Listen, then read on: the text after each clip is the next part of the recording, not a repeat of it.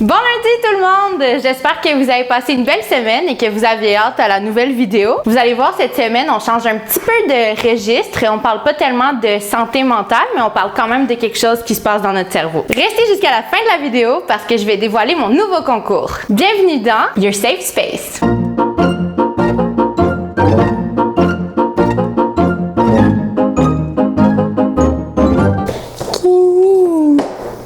Camille Tremblay? Oui, c'est Camille Tremblay.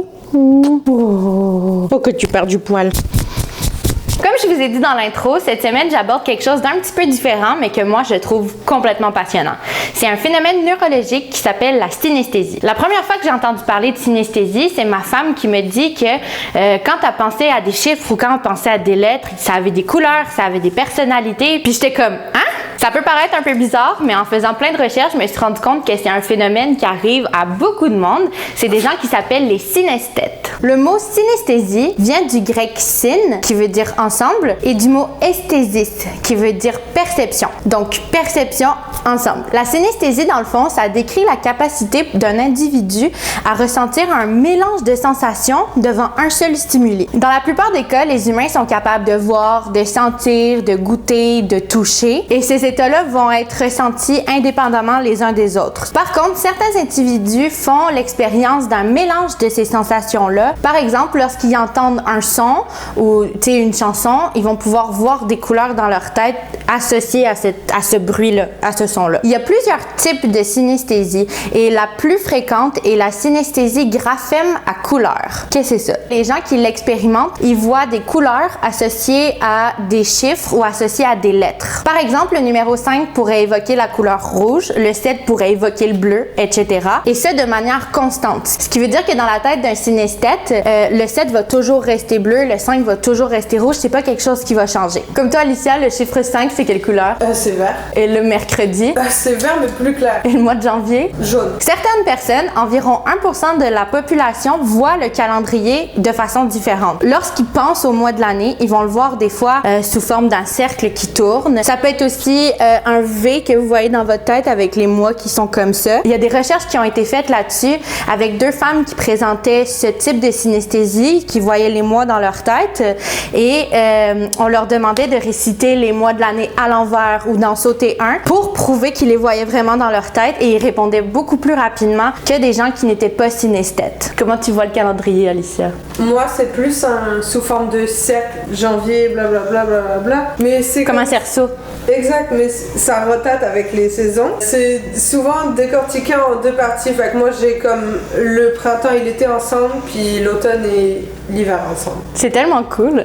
Il y a également la synesthésie musique à couleur, que ça, c'est quand tu entends de la musique, tu vas voir des couleurs dans ta tête. Musique à odeur, ce qui veut dire que quand tu écoutes de la musique, tu peux sentir des odeurs ou avoir plutôt l'impression de sentir une odeur. Lexicale à gustative, que ça, j'ai trouvé ça vraiment drôle quand j'ai vu ça. C'est la prononciation d'un mot. Donc, quand tu dis un mot, ça induit une sensation de goût. Donc, il y a des gens qui, quand ils vont dire des mots, ils goûtent des choses. Il y a aussi la synesthésie de personnification, ce qui veut dire que certains chiffres ou certaines lettres ou certains jours de la semaine, certains mois, vous comprenez ce que je veux dire, vont avoir une personnalité. Donc, tu pourrais dire genre, elle, il est full méchant ou c'est vraiment gentil. Il y a la synesthésie numérique, que quand tu penses à des chiffres, tu vas les voir dans ta tête vraiment de façon bien alignée, tu les vois. Ça peut être de plein d'autres façons, là, je dis aligné, mais ça peut être placé de la tête d'un synesthète à l'autre, ça va être différent. Il y a aussi la synesthésie spatio-temporelle. Le temps est visualisé dans votre tête selon, encore une fois, un schéma particulier que votre esprit a créé. Il existe au moins 150 types de synesthésie répertoriés et ça, c'est juste qu'est-ce qu'on a trouvé. Il doit en avoir d'autres. Et souvent, les synesthètes, ils vont avoir plusieurs types de synesthésie en même temps. Un autre phénomène très intéressant selon moi, c'est la synesthésie émotionnelle. C'est la synesthésie comme des auras. Ceux qui ont ce type de synesthésie sont capables de ressentir une couleur quand ils pensent à des gens, selon leur personnalité, selon leur caractère, selon la relation que tu as avec, et ça peut grandement influencer leur instinct. La synesthésie, ça concerne entre 1% et 15% de la population. Puis là, vous allez me dire, c'est une fourchette beaucoup trop grande, c'est où qu'on se situe par rapport à ça? Et la raison pour laquelle on n'a pas des chiffres chiffre plus précis, c'est que les gens synesthètes ne s'en rendent même pas compte parce qu'ils ont toujours perçu les choses comme ça, donc dans leur tête, tout le monde perçoit les choses comme ça. Par contre, quelque chose qui a été constaté, c'est que le nombre de synesthètes est beaucoup plus élevé parmi tous les domaines artistiques. Donc, tous ces domaines-là vont avoir tendance à avoir plus de synesthètes. Il y a plusieurs équipes de recherche au cours des années qui s'en sont intéressées à ce sujet-là parce que ça reste quelque chose d'encore très mystérieux. On ne sait pas trop d'où ça vient. On a étudié sa grande répercussion sur la mémoire parce que les synesthètes sont réputés pour avoir une meilleure mémoire, une mémoire dite photographique. Il n'y a pas encore de consensus sur l'explication physiologique du phénomène, mais par contre, une des plus grandes hypothèses, c'est que lorsque ces gens-là ont un stimuli, il y a plusieurs régions de leur cerveau qui s'activent en même temps, ce qui provoque un espèce de croisement des sensations. Il y a une autre théorie qui suggère que la synesthésie pourrait provenir d'un terrain génétique favorable, ce qui veut dire que plusieurs synesthètes pourraient se trouver dans la même famille. Est-ce que tu as d'autres synesthètes dans ta famille, Alicia?